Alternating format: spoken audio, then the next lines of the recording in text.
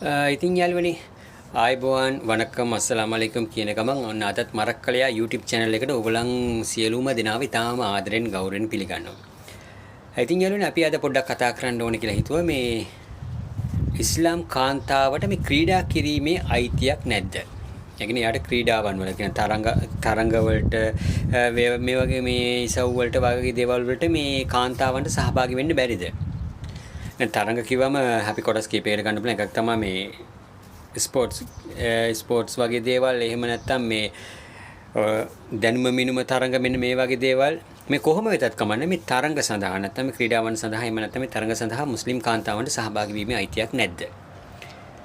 සාමාන්‍ය මුස්ලිම් කාන්තාවෝ ගත්තාම සලකන්නේ ඒගොල්ලන් අර මම කලින් වීඩියෝ වල කිව්වා වගේ ගේ ඇතුළටම වෙලා මේ ගේ ඇස්සට වෙලා තමන්ගේ පාඩුවේ ඉන්ඩෝන ජන කොට්ටාසයක් විදිහට තමයි මේ කාන්තාව සලකන්නේ කියලා. නමුත් යාළුවනේ මේ එහෙම මේ දෙයක් ඉස්ලාම් දහම සඳහන් කරලා නැහැ. මොකද කාන්තාවකට මේ ක්‍රීඩා කිරීමේ තරඟ කිරීමේ අයිතිය සම්පූර්ණයෙන් ඉස්ලාම් දහම තහවුරු කරලා තියෙනවා. මොකද ක්‍රීඩාවක් කියන්නේ ඕනෑම කෙනෙක්ගේ මේ ශරීර සෞඛ්‍ය වර්ධනය කරන ශරීරයේ මේ සිරුරේ හැඩය මනාව පවත්වාගෙන යන්නට ඒ වගේම මේ සෞඛ්‍යාරසිතව සිටින්න කියන මේ දියවැඩියාව කොලෙස්ටරෝල් වගේ රෝගාබාධ වලින් මිදෙන්නට ඒ වගේම මේ සමාජය තුල එකිනෙකා අවබෝධ කරගෙන ජීවත් වීමේ හැකියාව තියෙන ඒ වගේම මේ සමානාත්මකතාවය පවත්වාගෙන යාම මේ වගේ ගොඩාක් දේවල් මේ ක්‍රීඩාව තුලින් ලැබෙනවා. ඒ වගේම මානසික නිදහස, කායික නිදහස, බුද්ධිය වර්ධනය වීම මෙන්න මේ වගේ ගොඩාක් දේවල් මේ ක්‍රීඩාවේ යෙදීම තුලින් මේ ලබා ගන්න පුළුවන්. එතකොට මේ ඉස්ලාම් දහම මොකද්ද මේ කාන්තාවන්ට ක්‍රීඩා කිරීමේ හැකියාව ගැන මොකද්ද කියන්නේ? කාන්තාවන්ට ක්‍රීඩා කිරීමේ හැකියාවක් නැද්ද? එහෙම කියනවනේ ඒකට එකම උත්තරේ තමයි යාළුවනේ මේ කාන්තාවන්ට කියන්නේ මුස්ලිම් කාන්තාවන්ට ක්‍රීඩා කිරීමේ අයිතිය ඉස්ලාම් දහම විසින් ලබා දීලා තියෙනවා.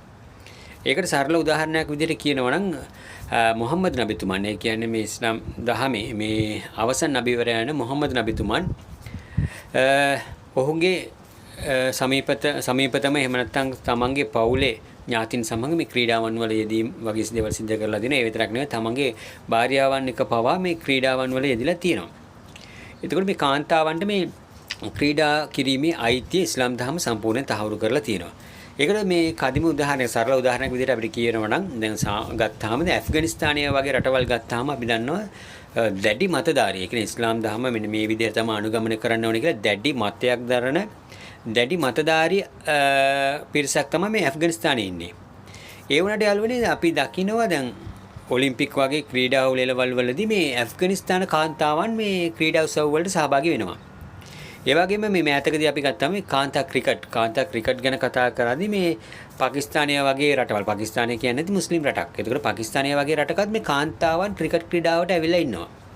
ඒ වගේම අපි දකිනවා මේ වොලිබෝල්, නෙට්බෝල්, ටේබල් ටෙනිස් වගේ මේ ක්‍රීඩාවන්, චෙස් වගේ ක්‍රීඩාවන් සඳහා මේ ඉස්ලාමීය රටවල් වල කාන්තාවන් මේ සහභාගී වෙලා ඉන්නවා අපි දැකලා තියෙනවා. ඒ වගේ මේ මෑතකදී තිබ සරලම උදාහරණයක් ඕගලන්ට කියන්න පුළුවන් මේ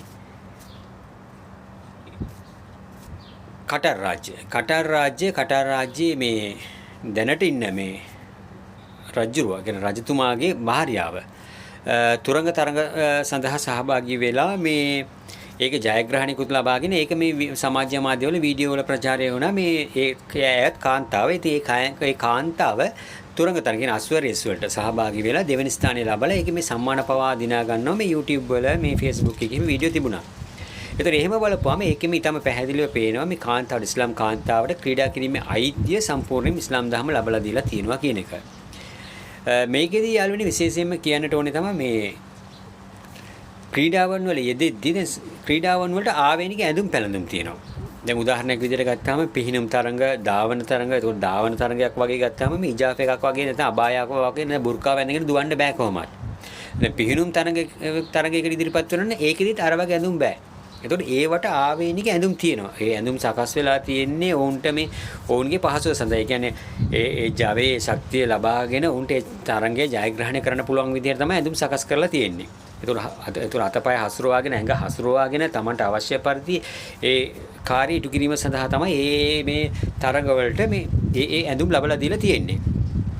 ඉතින් කොහොම වුණත් යාළුවනේ මේ ඒ වගේ තමයි මුස්ලිම් ඉස්ලාම් දහමෙත් මේ ක්‍රීඩාවට අනුමත කරලා තියෙන අවසර දීලා තිබුණාට අර වගේ මේ ඇඳුම් පැළඳුම් පිළිබඳ වූ ප්‍රශ්න නිසා තමයි මේ ගොඩාක්ම මේ ඉස්ලාම් දහම ඉස්ලාම් කාන්තාව ක්‍රීඩාවේ යෙදෙන අවස්ථා අඩු වෙලා තියෙන. ඒ වගේම ක්‍රීඩාවේ යෙදෙන කාන්තාවන්ට සමාජයෙන් එල්ල වෙන බලපෑම් තර්ජන ගර්ජන අවමානයෙන් මේ ගොඩාක් මේ ඇති වෙලා තියෙන මෙන්න මේ හේතුව නිසා.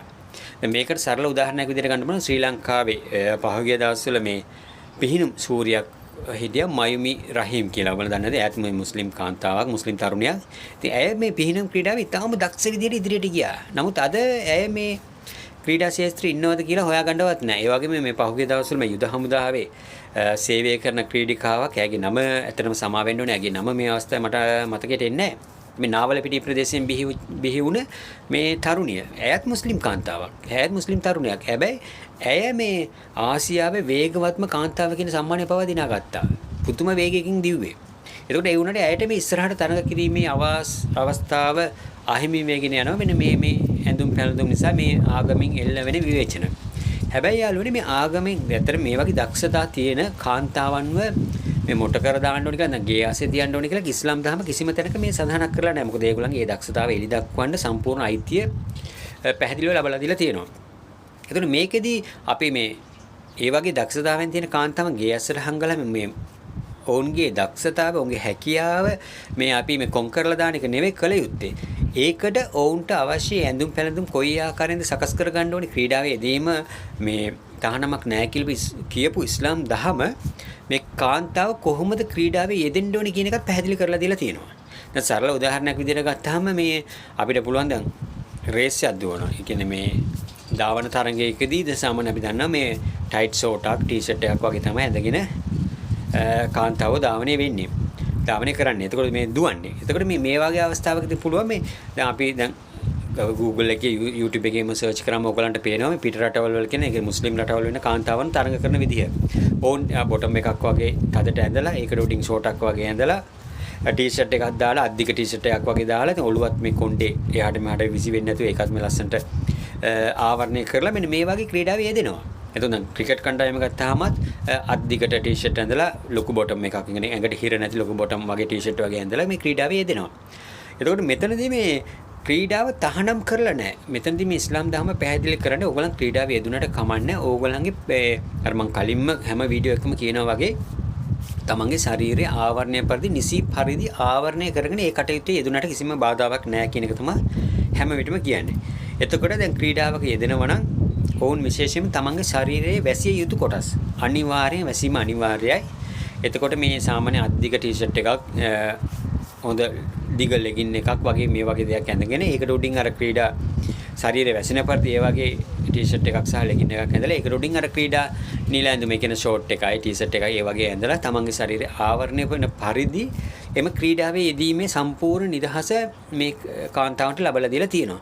ඒ වගේම විශේෂයෙන්ම කියන්න ඕනේ මේ කාන්තාවන්ට මේ කණ්ඩායම් තරඟ වගේ දේවල් ඕනම තරඟයකට සහභාගී වීමේ හැකියාව තියෙන. හැබැයි එතන ඉස්ලාම් දහමේ යම්කිසි තහනමක් පනවන එක තැනකදී. ඒ කියන්නේ පිරිමි සහ කාන්තාවන් එකට මිශ්‍ර වී කරන ක්‍රීඩාවන්.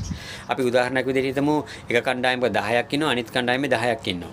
එතන මේ කණ්ඩායමේ 10 දෙනාට පිරිමි 5 දෙනයි ගැහැණු 5 දෙනයි එකතු වෙලා ඉන්නේ. අර කණ්ඩායමත් ඒ වගේ. ඉතින් ඒ වගේ අවස්ථාවන් වලදී මේ ගැහැණු සහ පිරිමි මිශ්‍ර වී ක්‍රීඩා කිරීම ඇගේ මේ ආරක්ෂාව සහ ඇගේ මේ මානව ඇගේ ආත්ම ගෞරවය ආරක්ෂා කිරීම සඳහා මේ වගේ පියවරක් අරන් තියෙන මිසක් මේ නැතුව මේ ක්‍රීඩා කිරීමේ මේ තහනමක් පනවලා නැහැ. ඒ වගේම තමයි දැන් අපි දැක්ක පහුගිය දවස්වල මේ එක්තරා ශ්‍රී ලංකාවේ රූපවාහිනී ආයතනයක් වෙච්ච මේ සිරස මාධ්‍ය ජාලයේ මේ මම මෙහෙම නම කිව්වට මේ මාධ්‍ය ආයතන මාත් එක මේ අමනාප නොවේ කියලා හිතනවා. මොකද ඒක ඔයගොල්ලෝ විවේචනයක් නෙවෙයි මේ කරන්නේ. මේ සිරස මාධ්‍ය ආයතනයේ එක්තරා වැඩසටහනක් තිබ්බා මේ සිරස ලක්ෂපති කියලා. ඉතින් මේ ලක්ෂපති වැඩසටහනට සහභාගී වුණා මේ ශුක්‍රා මුනව්වර් කියලා මුස්ලිම් තරුණියක්. එතකොට එතනදී ඇය ඊට සංවරව ඒ තරඟයට ඉදිරිපත් වුණා. ඊට චාම් විදිහට ඇඟ වැසෙන විදිහට අර මම කලින් කියනවා වගේ ඉස්ලාම් දහම අනුමත කරපු විදිහට ඇඳුම් ඇඳගෙන හිටියා. ඇය මේ පිරිමියෙක් එක තමයි මේ තරඟයේ යෙදුනේ. කියන්නේ ඉස්සරහා හිටියේ අපි කවුරුත් දන්න චන්දන සූර්යබණ්ඩාර මහත්මයා තමයි ප්‍රශ්න ඇහුවේ. ඉතින් එතුමා සහ ඒ තරුණිය අතර ඇතිවෙච්ච සංවාද. ඒතකොට මේක කොයිතරම් සංවරව, කොයිතරම් විනීතව, කොච්චර ලස්සනට මේක සිද්ධ වුණාද? ඒකෝර මේකට මේ විවේචනයක් එල්ල කරන්න කිසිම අයිතියක් නැහැ. මේම දෙයකට මේ කිසිම අයිතියක් ඉස්ලාම් දහම ලබලා දීලා නැහැ. මොකද එතනදී ඔහු චන්දන සූර්ය බණ්ඩාර කියන්නේ පිරිමියෙක්, මේ සුක්‍රා මුනවර් කියන්නේ කාන්තාවක්. එතකොට දෙන්න මූණට මූණ මේ පුටු දෙක වාඩි වෙලා මූණට මූණ බලාගෙන තමයි මේ තරඟය කරන්නේ. හැබැයි මෙතනදී කිසිම කෙනෙකුට දොසක් කියන්න පුළුවන් ඒ කාන්තාවගේ අතින් හෝ අර නිවේදකයාගේ අතින් හෝ කිසිම වැරද්දක් එතනදී සිද්ධ වුණේ නැහැ. එතකොට මේකට පවා මේ ගොඩක් මේ විවේචන කරපු මුස්ලිම් සමාජයේ ගොඩක් කට්ටිය හිටියා.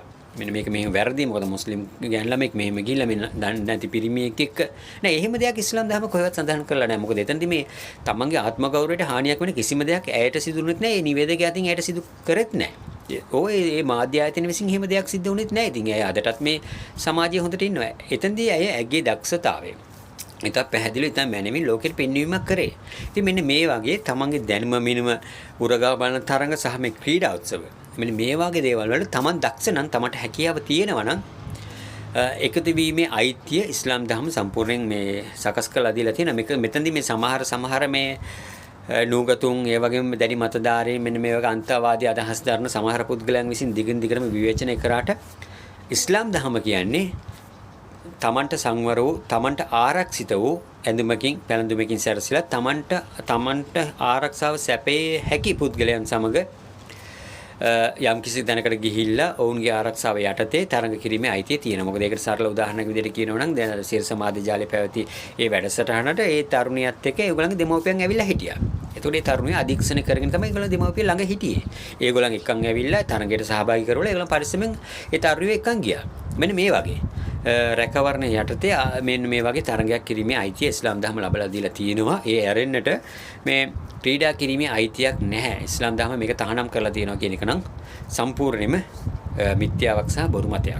ඉතින් මේ වගේ වීඩියෝ එක ඔයගලන්ට සම්බන්ධ වීම බලාපොරොත්තු වෙමින් සමගින යනවා යාළුවනේ. ඉතින් කොහොම හරි අපිව subscribe කරන්න කියලා ආරාධනා කරනවා. ඔයගලන්ගේ අදහස් යෝජනා තියෙනවා නම් විශේෂයෙන්ම අපිට කියන්න කියලා ඉල්ලීමක් කරමින් එහෙනම් අදට සමගින යනවා. ඔබට සුබ දවසක් ප්‍රාර්ථනා කරමින්